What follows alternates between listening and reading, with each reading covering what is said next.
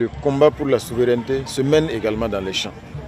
Et les combattants pour cette souveraineté-là, ce sont les producteurs.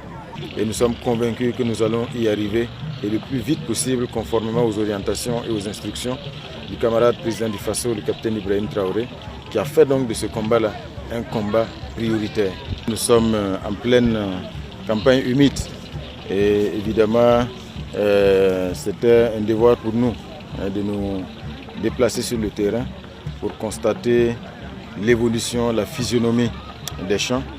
Et ici particulièrement sur la plaine risicole de Karfigila, comme vous le voyez, c'est une plaine risicole de près de 350 hectares qui a bénéficié d'un certain nombre d'actions inédites, que ce soit en termes de fourniture d'intrants, que ce soit également en termes d'investissement pour réaménager l'ensemble du site pour qu'il puisse exprimer son plein potentiel.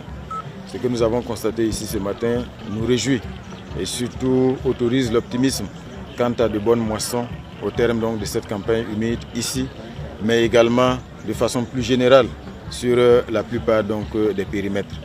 Donc c'est une grande satisfaction de constater que les investissements qui ont été donc opérés et qui sont des investissements inédits, parce que le DR vous l'a indiqué, sur la plupart des points, ce sont des augmentations de minimum 100% ou 300% en termes donc d'apport du ministère de l'Agriculture pour accompagner cette offensive agro-pastorale et halieutique.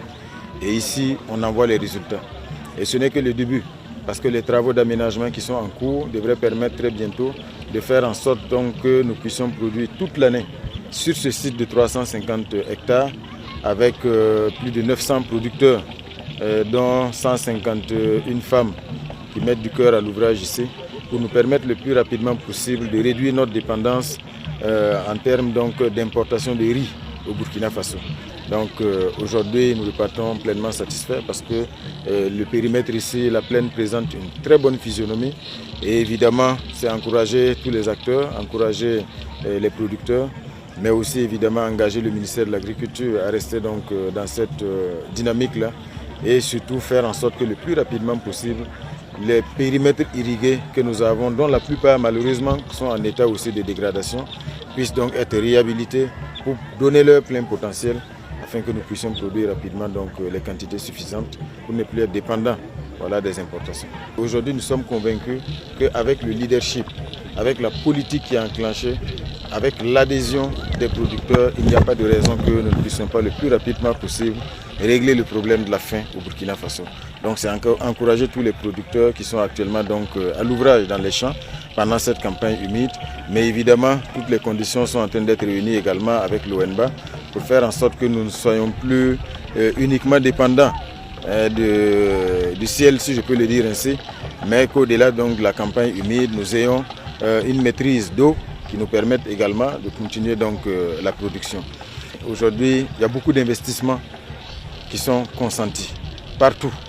Donc la SONAGES aujourd'hui a été transformée totalement pour faire donc de cette SONAGES-là une vraie centrale d'achat qui permette d'avoir de très grandes réserves, mais qui ait la capacité de réguler également les prix des céréales sur le marché. Donc c'est un message également aux producteurs pour dire aujourd'hui que l'État consente d'énormes efforts, d'énormes investissements.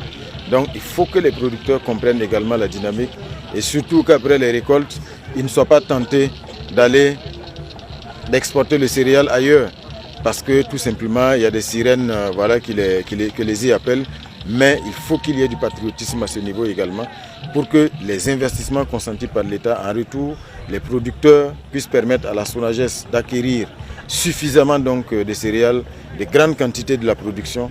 Ça permet donc non seulement de renflouer les réserves nécessaires pour faire face à toutes les éventualités, mais également la SONAGES a désormais vocation à réguler le prix des céréales et des aliments sur le marché. Donc quand bien sûr les magasins de la SONAGES sont pleins, quand on constate que les prix sont en train d'aller donc à la hausse, la SONAGES a la capacité de mettre suffisamment de quantité sur le marché pour rééquilibrer l'offre par rapport à la demande afin de maintenir les prix à un niveau raisonnable. Donc c'est inviter tous les producteurs pas seulement ici au niveau de la plaine risicole de Karfiguela, mais les producteurs sur l'ensemble du territoire à rentrer dans cette dynamique-là. Il faut que la production qui va sortir contribue à nourrir les Burkinabés. Donc il ne faut pas qu'à la fin, les uns et les autres soient tentés, comme on le voit malheureusement, de prendre des voies détournées pour aller vendre ailleurs. Alors que la production, c'est le résultat aussi de l'investissement de l'État. Donc c'est ce message que nous avons.